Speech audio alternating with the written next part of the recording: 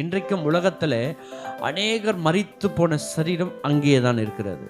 எத்தனை மகான்கள், எத்தனை யோகிகள், எத்தனை சாமியார்கள், தெய்வங்கள் என்று சொல்லப்படுகிற எத்தனை தெய்வங்கள், மனிதர்கள், புத்தர்கள், ஞானிகள், அரசியல் தலைவர்கள், மாமனிதர்கள், பணக்காரர்கள், ஐஸ்வர்யவான்கள், உலகத்தை ஆட்டி படைத்த ராஜாக்கள்,